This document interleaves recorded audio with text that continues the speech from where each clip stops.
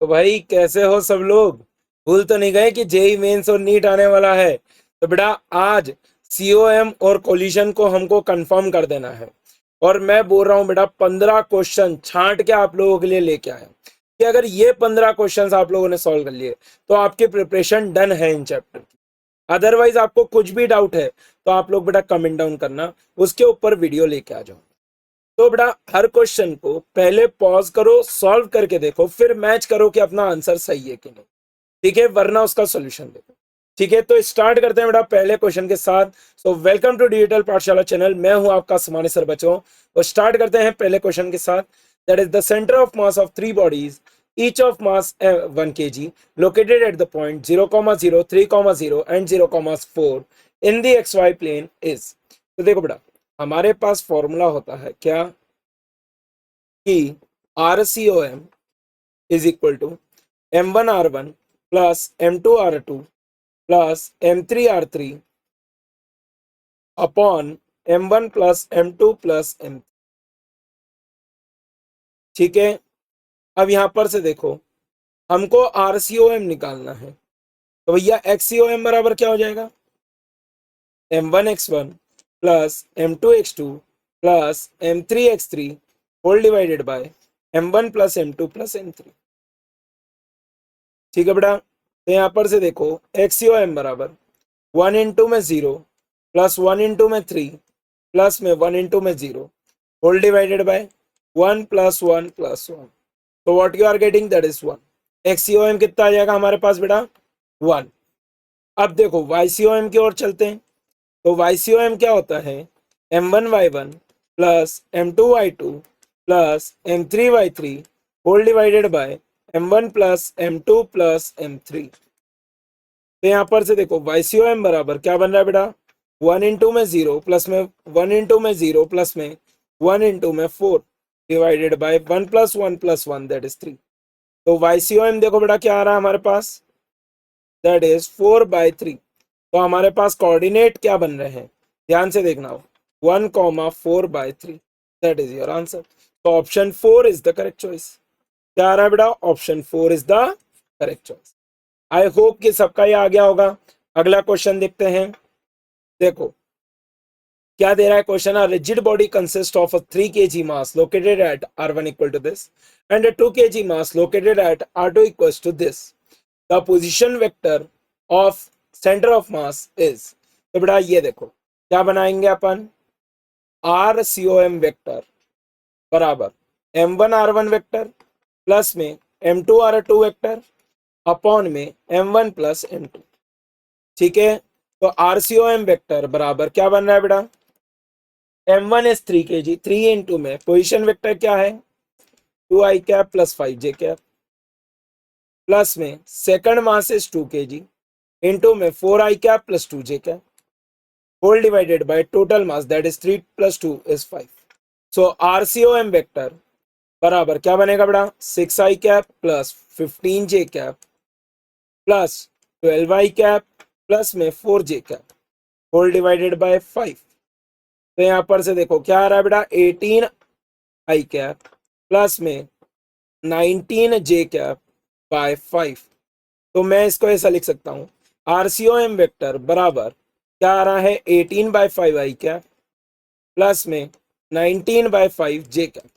Okay, so the correct answer is option 2। Option 2 नहीं आ रहा है, एक मिनट, गड़बड़ कर दी क्या मैं?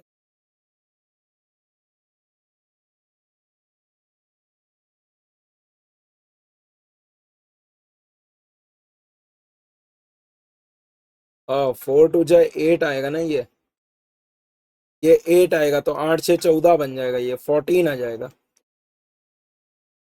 ठीक है बेटा, तो 14/5i कैप प्लस में 19/5j cap. Option 2 is the correct. अगला सवाल देखो बेटा। A uniformly sphere has radius capital R. A sphere of diameter R is cut from its edge as shown.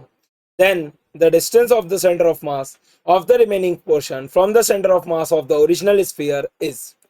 तो देखो बेटा कहानी को समझो। इस टाइप से आपके पास है और इसमें से आपने एक स्फीयर को यहां पर से ऐसा कट, ठीक है। अब आप देखना, मैंने बोला रो निकाल लो, तो रो क्या हो जाएगा, m अपॉन में 4/3 पाई आर क्यूब, ठीक है। अब जो मास मैंने निकाल लिया उसको छोटा m बोल देते हैं, तो वो कितना आ जाएगा, m/4/3 pi are cube into में 4/3 पाई r/2 का क्यूब। तो यहां पर से देखो स्मॉल m बराबर कितना आ रहा है, m/8। अब ये नेगेटिव मास की तरह एक्ट करेगा, ठीक है बेटा। अब देखो मेरे को कहां से लेना है, जो पुराने वाला स्फीयर है उसके सेंटर से लेना है। अब देखो उसके रिस्पेक्ट में इसका सेंटर ऑफ मास कहां पर लाई करेगा, r/2 पे। इसका सेंटर ऑफ मास कहां पर लाई करेगा, r/2 पे। तो मैं क्या लिखूंगा, देखना जरा ध्यान से कि भैया एक्स सी ओ एम। अब देखो y के अबाउट, x के अबाउट तो सिमेट्रिक है, तो y सी ओ एम तो 0 हो जाएगा। तो एक्स सी ओ एम बराबर m1x1 plus m2x2 divided by m1 plus m2, ठीक है बेटा। सो एक्स सी ओ एम बराबर क्या बनेगा, m इंटू में 0 प्लस में, अब ये माइनस का m है, तो m/8 इंटू में इसका सेंटर ऑफ मास कहां पर आ रहा है बेटा, r/2, okay, whole divided by m। अब ये तो नेगेटिव का केस था ना, तो m माइनस m कर दो। तो यहां पर से देखो एक्स सी ओ एम बराबर क्या बन रहा है, माइनस का mr/16 अपॉन में 7m/8, ठीक है बेटा। तो यहां पर से देखो एक्स सी ओ एम बराबर कितना आ रहा है, माइनस का r/14, कितना आ रहा है बेटा, r/14। तो option 2 is the correct choice, ठीक है बेटा। क्या आ गया हमारे पास, ऑप्शन 2। अगला सवाल देखते हैं, अ यूनिफॉर्म थिन रॉड, ये इस बार के लिए काफी इंपॉर्टेंट है, नीट वाले 100% अटेंडेंस लगा दो अपनी, ठीक है। A uniform thin rod AB of length L has linear mass density mu x is equal to A plus bx by L, where x is measured from A. If the cm of the rod lies at a distance of 7/12 L from A, then A and B are related as। तो देखो बेटा, integration X D M upon में integration D M, ये क्या हो जाता है आपके पास, एक्स सी ओ एम, है ना।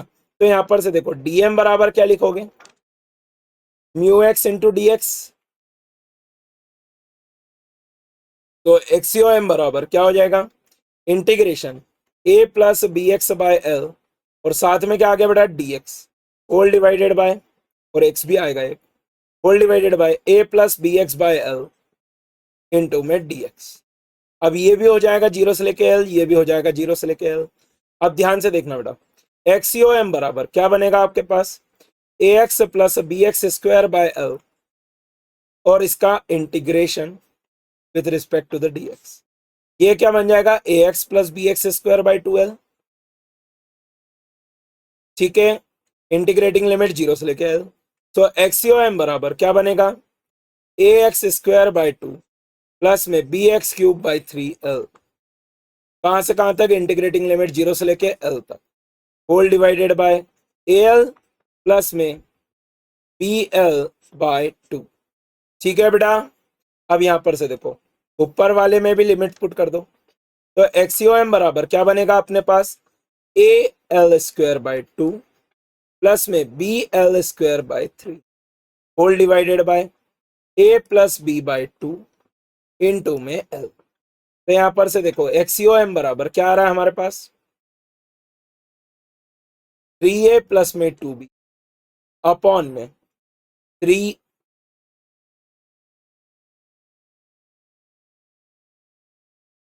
3a प्लस में 2b अपॉन में 6a प्लस में 3b, ठीक है। और इंटू में क्या रह जाएगा, l। अब उनने दे रखा है कहां से है, 7l/12 तक है, that is equal to 3a/2b upon में 6a प्लस 3b इंटू में l, l से l काट दो, ठीक है बेटा।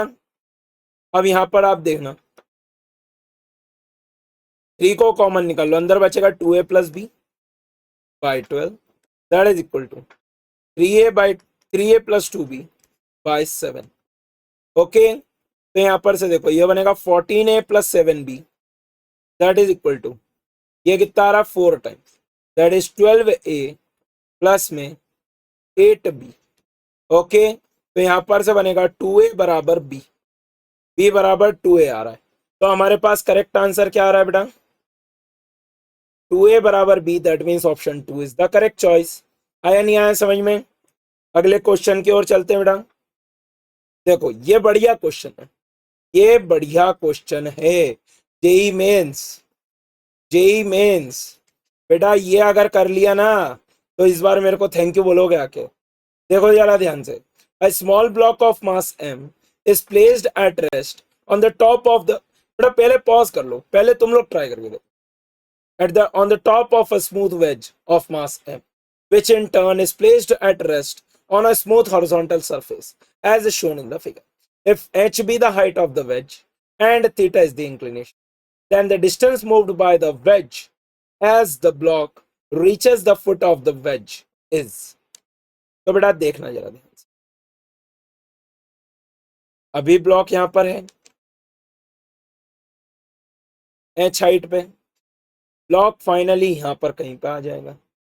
तो आप देखो जब तक ये वेज ने भी कितना चल लिया होगा, x इस तरफ चल लिया होगा, तो भैया इसको एक्चुअल में कितना चलना था, तो पहले तो ये बेस निकालना पड़ेगा। तो मैंने बोला इसको l ले लेते हैं, तो h बाय एल बराबर हो गया टेन थीटा, तो l बराबर क्या हो गया h कॉट थीटा। ठीक है, अब आप देखो स्मॉल ब्लॉक ने कितना चला, यहां पर से ये यहां तक आया, तो ये चलेगा l minus X. Okay sir, तो आप क्या लिखोगे, small m into L minus X, that is equal to capital M into में x। ठीक है, because there is no external force, F external is equal to 0, तो delta x of centre of mass will be 0। ठीक है बेटा, basic conceptual, तो ये बनेगा m l minus h, sorry sorry sorry sorry h cot theta minus mx, that is equal to mx। तो यहां पर से देखो mh cot theta that is equal to m plus small m into में x। तो भैया आपसे क्या पूछा गया है, distance moved by the wedge, that is mh cot theta upon में capital M plus small m। Okay, so the correct answer to this question is, that is option B will be the correct choice, that is option second is the correct choice। अगले question की ओर चलते हैं बेटा। देखो two particles of mass m1 equal to this, m2 equal to this are moving with velocities v1 and v2 as shown in the figure.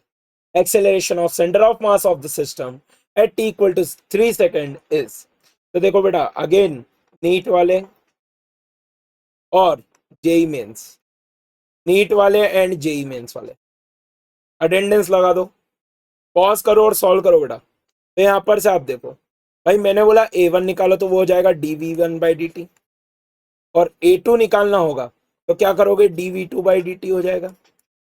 अब देखो a1 कितना आ जाएगा अपने पास, d by dt of 2t square, a2 कितना हो जाएगा 0 क्योंकि कांस्टेंट वेलोसिटी से चल रहा है, तो a1 बराबर कितना आ रहा है 4t, a2 कितना आ रहा है 0।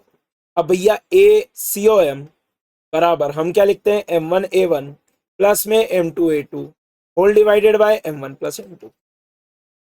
प्लेस द वैल्यूज, ACOM बराबर m1 कितना है बेटा 2 इंटू में a1 कितना है 4t प्लस में 1 इंटू में a2 is 0 whole divided by 2 plus 1। तो भैया आप t को कितना डालना है 3 सेकेंड, तो ACOM बराबर 2 इंटू में 4 इंटू में 3 होल डिवाइडेड बाय 3। तो भैया ACOM बराबर क्या आ रहा है आपके पास 8 मीटर पर सेकेंड, कितना आ रहा है बेटा 8 मीटर पर सेकेंड। तो that is option 4 is the correct choice. ठीक है बेटा, समझ में आ रहा है ना? अगर इतने क्वेश्चन कर पा रहे हो तो बढ़िया चल रहा है, कोई दिक्कत नहीं है, आने वाले क्वेश्चन और थोड़े से अच्छे बनेंगे। देखो अब देखो ये बढ़िया क्वेश्चन इम्पल्स का, तो भैया मैं तो बोलूंगा जेई मेंस और नीट का लेवल देखते हुए भी बेटा नीट वाले भी पढ़ ही लो। ठीक है, नीट वाले भी कर ही लो। देखो जरा ध्यान से, a block of mass m and a pan of equal mass are connected by a string going over a smooth light pulley. Initially, the system is at rest, and when a particle of mass m falls on the pan and sticks to it the particle strikes the pan if the particle strikes the pan with a speed v, find the speed with which the system moves just after the collision. अच्छा, तो देखो बेटा, सबसे पहले सबसे पहले मैं यहां पर से कहानी समझता हूं.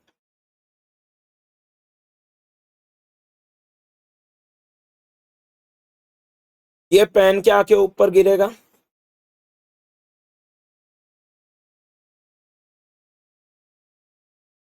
अब देखो जब ये पेन पे आके गिरेगा तो पेन कितने से मूव करना चाहेगा बेटा, ध्यान से समझना.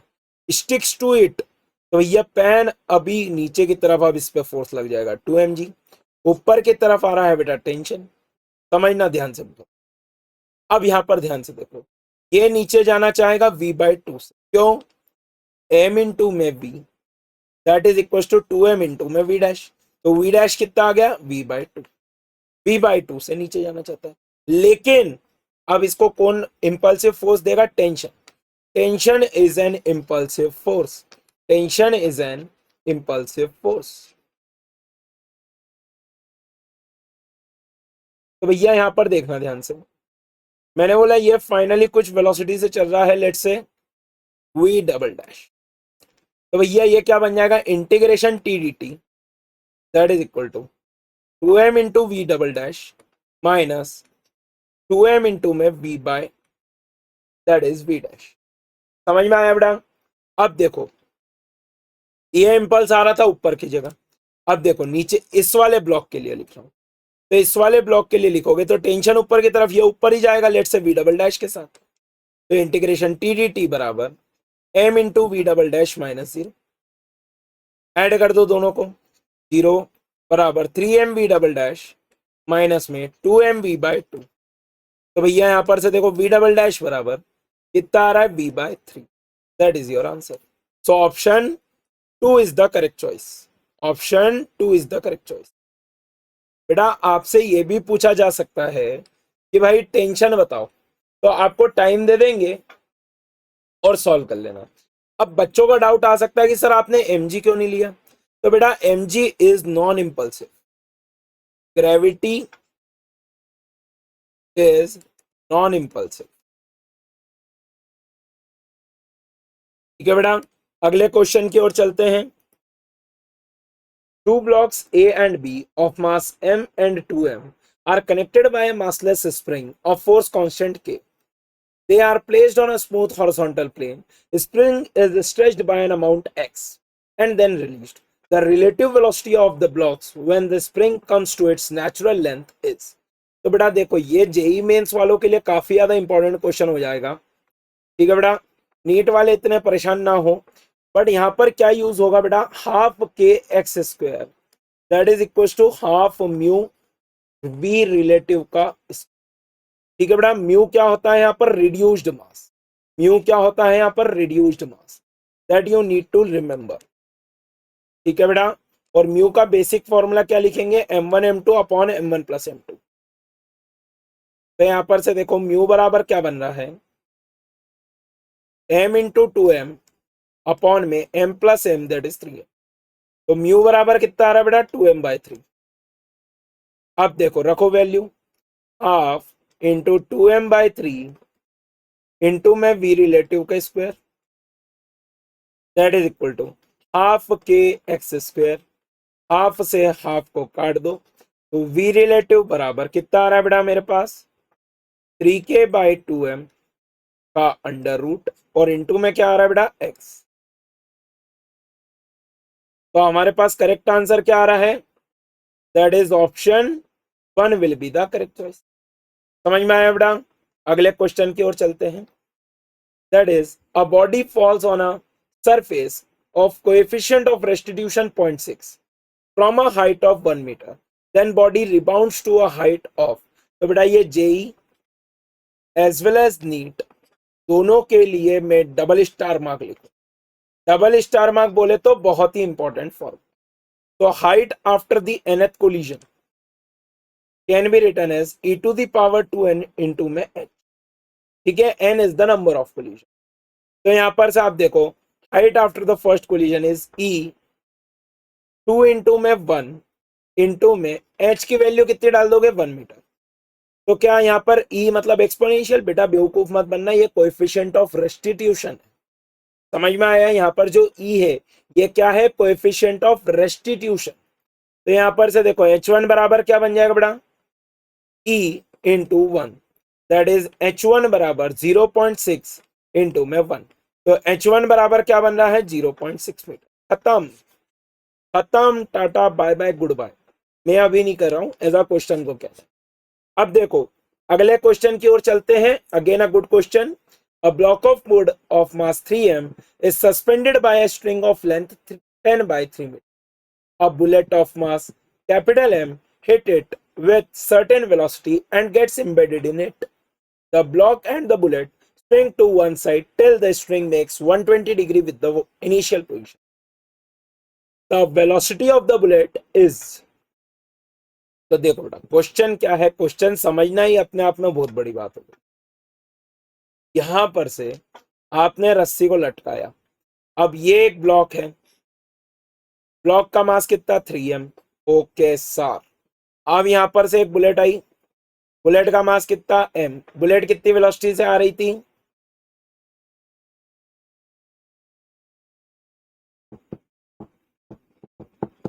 अच्छा ये तो निकालना है, v ले लो। अब ये मैक्सिमम कितने हाइट तक जा रहा है बेटा 120 डिग्री तक, इसकी वेलोसिटी 0 हो जाएगी। अरे 120 मतलब इतना सा तो नहीं, वो डायग्राम थोड़ा सा अच्छा हो।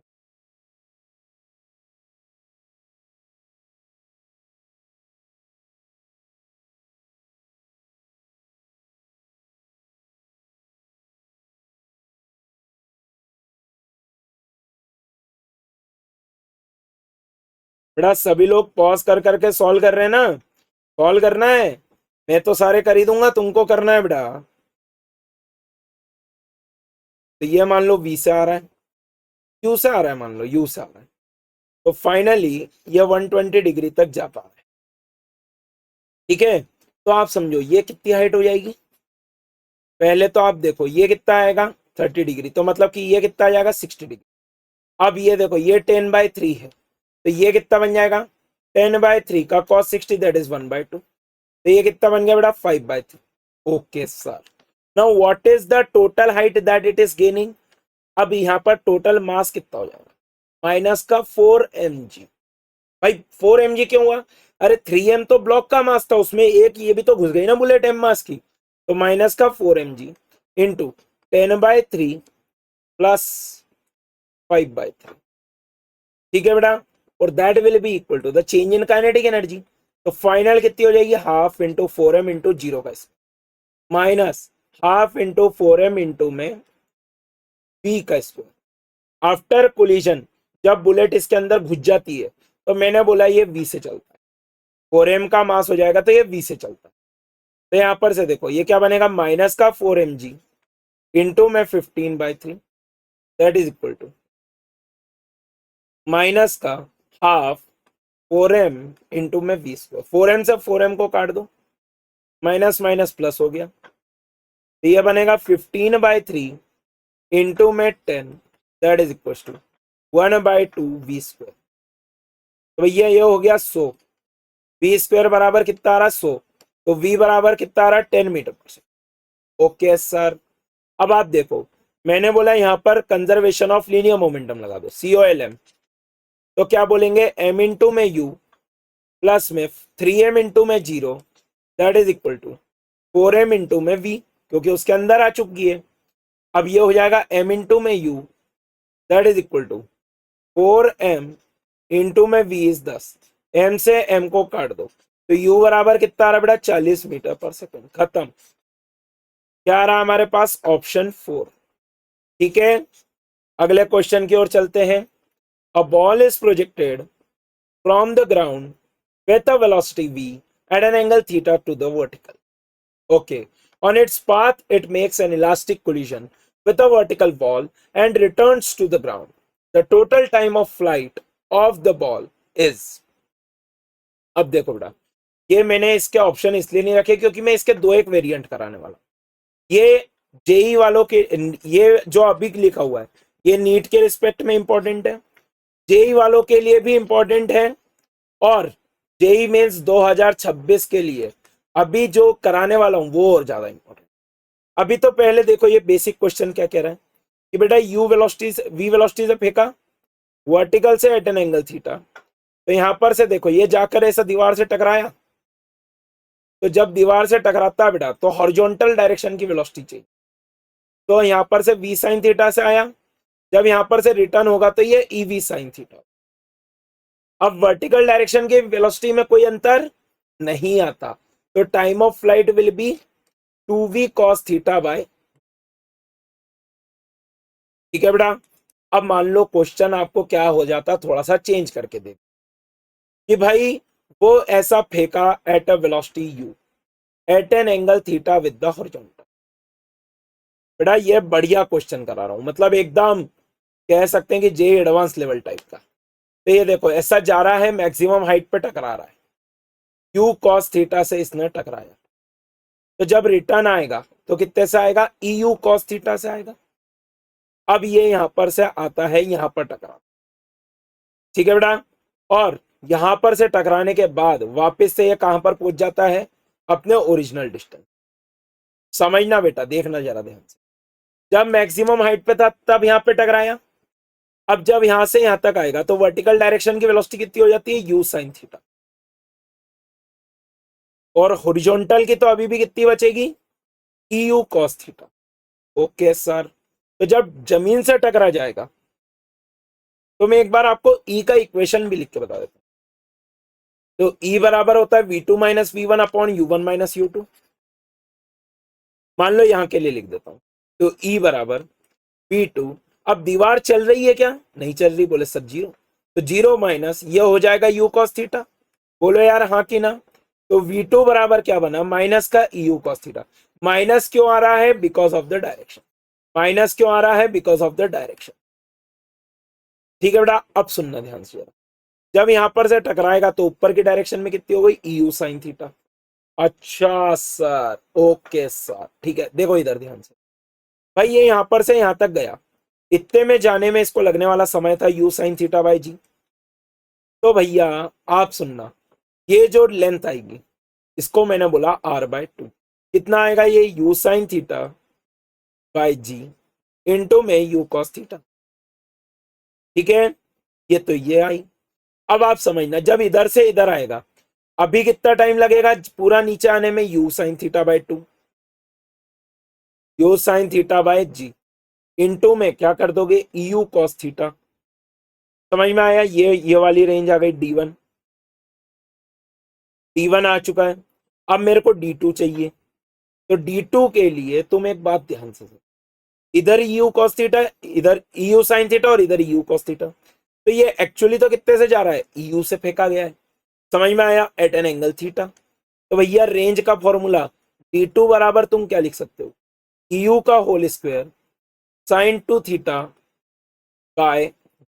अच्छा, अब एक बात समझो, क्या मैं लिख सकता हूं d1 प्लस d2 बराबर r/2, है ना। आपसे e की वैल्यू निकालने को बोलेगा, देखना e square u square sine 2 theta by g, plus में यह बनेगा e u square sine theta cos theta by g, that is equal to u square sine theta cos theta by. ठीक है, इसको ओपन कर लोगे तो ये बनेगा basically t 2 times of e square, plus में ई बराबर आ रहा है 1। ठीक है बेटा, अब ध्यान से देखना, ये इक्वेशन बन गई 2e square plus e minus 1 that is equal to 0। अब अगर तुम चाहो तो इसके फैक्टर कर लो, जैसे भी करना चाहो, मैं सीधा चाल लगा देता हूं, -1 plus minus under root of 1 plus 4 2 जा 8 पाई इंटू 2। तो यहां पर से देखो e की वैल्यू कितनी आ रही है, -1 प्लस 3/4, क्योंकि e नेगेटिव नहीं हो सकता, तो e की वैल्यू कितनी आ गई बेटा, 1/2, खत्म। आंसर। भाई क्वेश्चन आ सकता है जेई मेंस वाले, अटेंडेंस लगा दो बिल्कुल एकदम। सॉल्व हो गया हो तो डन डन डन डन लिख देना भाई चैट में। समझ में आ रहा है नहीं आ रहा? अगले क्वेश्चन की ओर चलते हैं। Two identical balls of mass 1 kg each moving towards each other with a velocity of 3 meter per second and 5 meter per second respectively. Magnitude of velocity of respective balls after perfectly elastic head-on collision is। तो आप समझो, ध्यान से देखना बेटा बच्चों, ये 3 kg, sorry 1 kg, ये दोनों 1 kg, ये कितने से जा रहा है इस तरफ 3 मीटर पर सेकेंड। Okay sir. दूसरी बॉल 1 kg कितने से आ रही है इस तरफ 5 मीटर पर सेकेंड से। अब मैंने बोला यार इसको 5 ले लो और इसको 3 लो, कोई दिक्कत नहीं है ना, अभी तो हम नहीं बनाया, हमारी चॉइस है। अब ये हेड ऑन टकरा गए, मैंने बोला ये जाएगा V1 से इस तरफ और ये जाएगा बेटा V2 से इस तरफ। दोनों बॉल का आफ्टर कोलिजन बना दिया, ये भी 1 kg है, ये भी 1 kg। अब देखो E की वैल्यू क्या होगी 1, क्योंकि परफेक्टली इलास्टिक दे रखा है। तो मैं क्या लिखूंगा V2 माइनस V1 अपॉन में U1 minus U2 that is equal to 1। अब देखो ये हो गया V2 माइनस V1 अपॉन में क्या आएगा माइनस का 3 माइनस का 5 दैट इज इक्वल टू 1। मैंने इस डायरेक्शन को नेगेटिव लिया है और इस डायरेक्शन को पॉजिटिव लिया। ठीक है बेटा, ये तो बेसिक इक्वेशन हो गई। That is V2 minus V1 बराबर क्या आ रहा है -8। तो भैया क्या बनेगा V1 माइनस V2 बराबर क्या बन गया 8। ओके, इसको डाल दो इक्वेशन नंबर 1। अब मैंने बोला apply COLM। COLM is valid everywhere. तो हमने क्या बोला 5 इंटू में 1 माइनस 3 इंटू में 1 that is equal to 1 into में V1 प्लस में V2। तो भैया यहां पर से देखो V1 प्लस में V2 बराबर कितना आ रहा है 2। इसको डाल दो इक्वेशन नंबर 2। मैंने बोला ऐड 1 एंड 2, तो 1 और 2 को ऐड करोगे तो क्या बनेगा 2V1 बराबर 10। तो V1 बराबर कितना आ गया 5 मीटर पर सेकेंड और V2 कितना आ जाएगा बेटा माइनस का 3 मीटर पर second. Velocities will be interchange, क्या तुमने ये पढ़ा है? जब परफेक्टली इलास्टिक कोलिजन होता है और अगर मासेस सेम होते हैं तो वेलोसिटीज इंटरचेंज हो जाती है। देखो आ गया आंसर, समझ में आया कि नहीं आया? मैं तो आंसर वहीं लिख देता, पर ये तो मैंने तुम्हारे लिए सॉल्व करा है।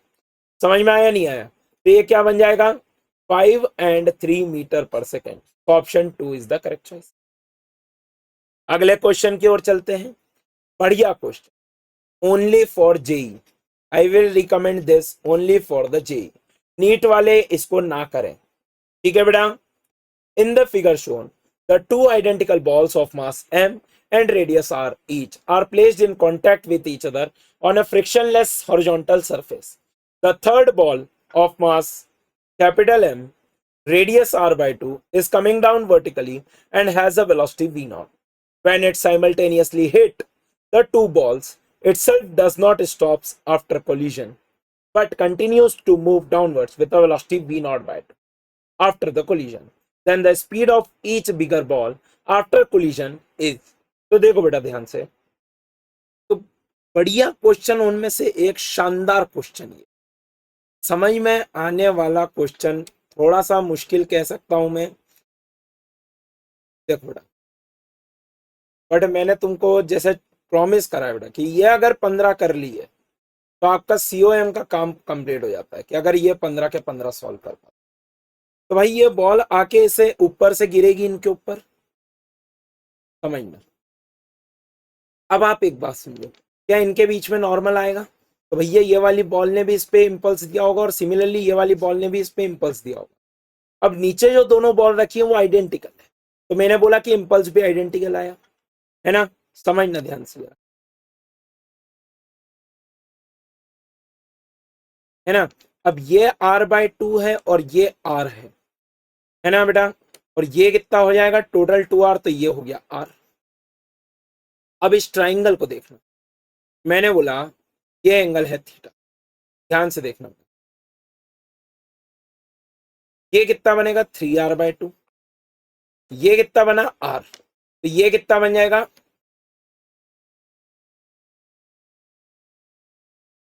9r square by 4 that is equal to r square plus में एच स्क्वायर या फिर बेस का स्क्वायर।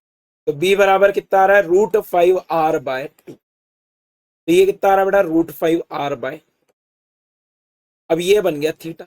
Okay sir. अब देखो इसका वर्टिकल में अगर मैं इसका एफडी बनाता हूं तो इसको नेट इंपल्स कितना मिल रहा है वर्टिकल में छोटे वाली बॉल को बेटा 2 times of j cos theta.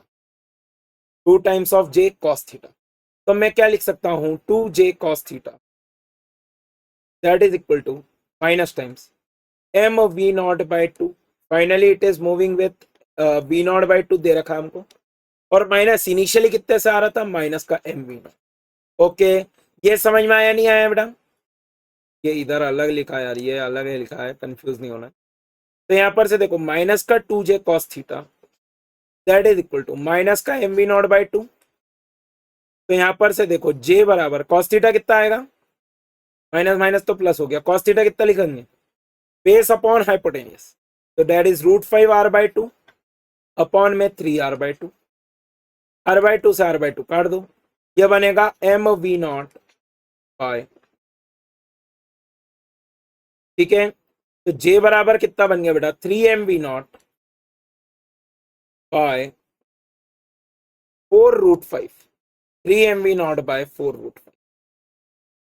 Okay अब देखो छोटे नीचे वाली बॉल समझना ध्यान से, ये बड़ी बॉल है। अब देखो इस पे इंपल्स आएगा इस डायरेक्शन में तो इस इंपल्स के दो कंपोनेंट बना सकता हूं, ये एंगल थीटा ही रहेगा। तो भैया इधर की साइड क्या आ जाएगा जे साइन थीटा और इधर की साइड क्या आ जाएगा J cos theta. But this J cos theta will be balance out with the normal reaction. Normal के कारण जो इंपल्स आएगा उसको खत्म कर देगा। तो वर्टिकल में ये बॉल मूव नहीं कर रही। अब देखो जे साइन थीटा बराबर आप क्या लिख दोगे एम वी। मैंने बोला मान लो ये वी से इस तरफ जा रहा है ये वाली ball it is going like this in this direction. तो भैया जे की वैल्यू कितनी है 3mv0/4√5 इंटू में साइन थीटा। साइन थीटा क्या बन जाएगा r अपॉन में, ठीक है r से r काट दो that is equal to m into में v। सही है। तो यहां पर से देखो 3 से 3 काट देंगे तो v बराबर कितना आ रहा है v0/2√5। v0/2√5। तो मेरे हिसाब से each bigger ball will move with v0/2√5। अब कुछ तो गड़बड़ हो गई है शायद, एक मिनट में चेक कर लेता हूं। मेरा तो v0/2√5 ही आ रहा है बेटा। ऑप्शन 4 ही बोलूंगा मैं तो, बट अगर कुछ गलती हो तो please check and comment. Please check and comment. ठीक है बेटा I will appreciate if you will find out this. अगला क्वेश्चन देखते हैं। A disk A of radius r moving on perfectly smooth surface at speed v undergoes an elastic collision with an identical stationary disk B. Find the velocity of the disk B after the collision if the impact parameter is r/2 as shown in the figure. Okay. देखो बेटा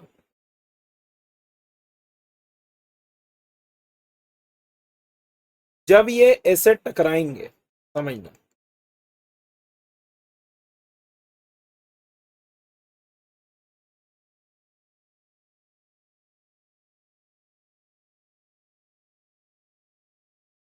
और गलत बना।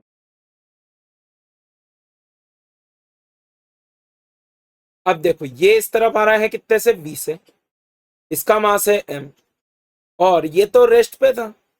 अब आप देखना ये distance कितनी दे रखी है r/2।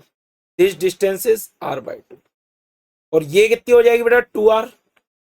समझ में आ रही है बात है ना? मैंने बोला दिस एंगल इज थीटा तो ये एंगल हो जाएगा थीटा। इज इट क्लियर बेटा? अब मैंने बोला कि मान लो ये डिस्क जो है या after the collision it is moving like this is v1। इनके जो वेलोसिटीज कंपोनेंट है देखना ध्यान से, वेलोसिटीज कंपोनेंट को,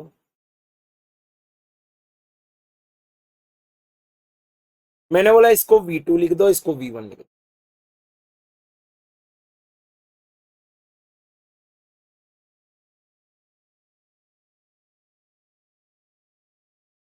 देखो बेटा, इस टाइप के क्वेश्चन में जैसे कि मैंने अभी तुमको थोड़ी देर पहले भी बताया था, मान लो अगर ये V1 से जा रहा है तो मैंने एक चीज बताया था कि जब इलास्टिक कोलिजन होता है तो along the line of impact velocity interchange हो जाती है। अब ये एंगल थीटा लिया तो ये एंगल थीटा हो जाएगा। तो मैंने बोला कि इनिशियल वेलोसिटी का v था, तो इसका ये वाला एंगल कितना हो जाएगा बेटा, v cos थीटा।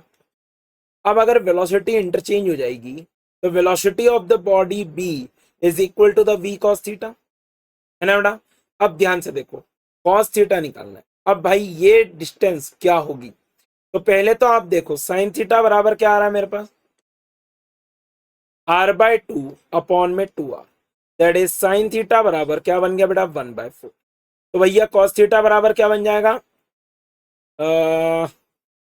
1/4 ये बना ना, तो ये बन जाएगा √15/4। कितना आ रहा है बेटा, √15। तो VB बराबर कितना आ रहा है, V इंटू में √15/4। तो दैट इज योर आंसर। तो ऑप्शन क्या आ रहा है इसका करेक्ट आंसर बेटा, option 1 will be the correct choice. Easy question, देखने में डेंजरस है पर आसान क्वेश्चन है। अगले क्वेश्चन की ओर चलते हैं। A bob of mass 10m is suspended through an inextensible string of length L. When the bob is at rest at the equilibrium position, two particles of mass m, each moving with the velocity u, making an angle 60 degree with the string, strike and get simultaneously attached to the bob. Okay.